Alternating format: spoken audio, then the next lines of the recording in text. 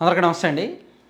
YSR Congress party social media కార్యకర్తల arrest విషయంలో కూటమికి కోర్టు గండం ఉంటుంది అని నేను ఈరోజు మధ్యాహ్నం ఒక వీడియో పోస్ట్ చేశాను. మీరు చూసే ఉంటారు చాలామంది.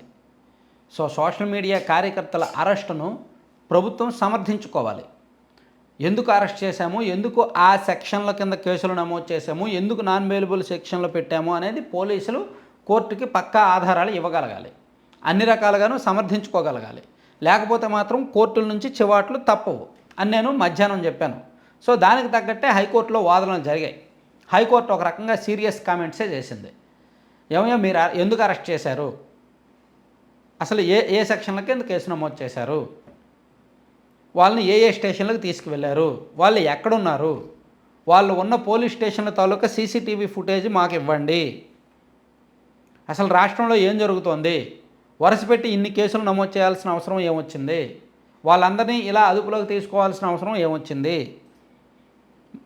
మాకు అన్నీ కూడా నిజంగా ప్రూఫ్స్తో సహా ఇవ్వండి అని చెప్పి ఒక రకంగా సీరియస్గానే రెస్పాండ్ అయింది. హైకోర్టు కేసుని సోమవారానికి వాయిదా వేసింది, 11వ తేదీకి వాయిదా వేసింది. అంత ఈజీ అయితే కాదు. ఎందుకంటే మీకు గుర్తుండే ఉంటుంది, గత ప్రభుత్వం వైసీపీ అధికారంలో ఉన్నప్పుడు వాళ్ళు ఎడాపెడా ఎన్నెన్నో తప్పుడు నిర్ణయాలు తీసుకున్నారు. అరెస్టుల విషయంలో కానీ, కేసు విషయంలో కానీ, శాంతి భద్రతల విషయంలో కానీ, లేదా ఇతర ప్రాజెక్టుల విషయంలో కానీ చాలా విషయాల్లో కొన్ని నిర్ణయాలు తీసుకుంటే వాళ్ళు తీసుకున్న చాలా నిర్ణయాలు కోర్టుల్లో వ్యతిరేక తీర్పులు వచ్చాయి, బెడిసికొట్టాయి. న్యాయపరంగా వాళ్ళు తీసుకున్న నిర్ణయాలను న్యాయపరంగా సమర్థించుకోలేక చేతులెత్తేసి కోర్టుల చేత తిట్లు తిన్నారు. పోలీసులు తిట్లు తిన్నారు, అప్పటి సిఎస్ గారు తిట్లు తిన్నారు, అప్పటి నాయకులు కొంతమంది తిట్లు తిన్నారు. ఇప్పుడు ఈ ప్రభుత్వం ఈ ఒక పెద్ద task social media, YCP social media వాళ్ళని కేసులు పెట్టి అరెస్ట్ చేసే ఒక పెద్ద టాస్క్ నిర్వహిస్తోంది.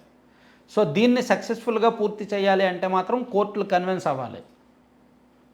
వీళ్ళ మీద నమోదు చేస్తున్న సెక్షన్కి, వాళ్ళు చేసిన నేరానికి ఆ సెక్షన్కి సంబంధం ఉండాలి. వాళ్ళు చేసిన నేరం ఒకటయ్యి వాళ్ళ మీద నమోదు చేసిన సెక్షన్ వేరేదైతే కోర్టులు ఒప్పుకో. గతంలో చూడండి, జర్నలిస్ట్ మూర్తి గారి మీదేమో రాజద్రోహం కేసు పెట్టారు, రఘురామకృష్ణరాజు గారి మీద రాజద్రోహం కేసు పెట్టారు. అప్పట్లో కోర్టులు ఒప్పుకోలే. ఎప్పుడో బ్రిటిష్ కాలం నాటి చట్టాలు తీసుకొచ్చి ఆ సెక్షన్ల కింద ఇప్పుడు కేసులు పెడతారేంటి అని అప్పట్లోనే ప్రభుత్వాన్ని ఎండగట్టింది కోర్టు, వైసీపీ ప్రభుత్వాన్ని. ఇప్పుడు కూటమి ప్రభుత్వాన్ని కోర్టులు ఎండగడితే ఖచ్చితంగా పరువు పోతుంది.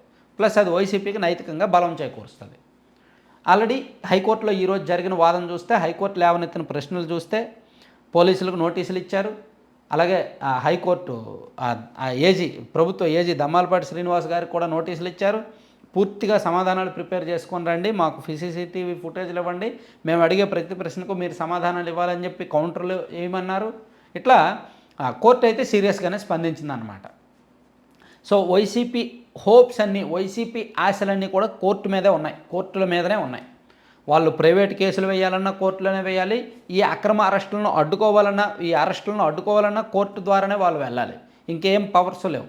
అందుకని కోర్టు మీద పూర్తిగా వైసీపీ ఆశలు పెట్టుకుంది. ఒకవేళ ఈ కోర్టులో వాళ్ళకు అనుకూలమైన తీర్పులు వస్తే, ఈ అరెస్టులను కోర్టు తప్పు పెడితే అది నైతికంగా వైసీపీకి గెలిపే. దాంతో వాళ్ళు కిక్తో పనిచేస్తారు. ఒకవేళ ఈ అరెస్టులను కోర్టు సమర్థిస్తే మాత్రం వైసీపీ ఇంకేం చేయలేదు. వైసీపీ వాళ్ళు ఖచ్చితంగా సైలెంట్గా ఉండాల్సిందే. ఎందుకంటే ఫైనల్ ఆప్షన్ కోర్టు. అక్కడ కూడా వ్యతిరేక తీర్పు వచ్చిందనుకోండి, ఇంకేమీ చేయలేరు. ఖచ్చితంగా సైలెంట్గా ఉండి చేతులు ముడుచుకోవాల్సిందే.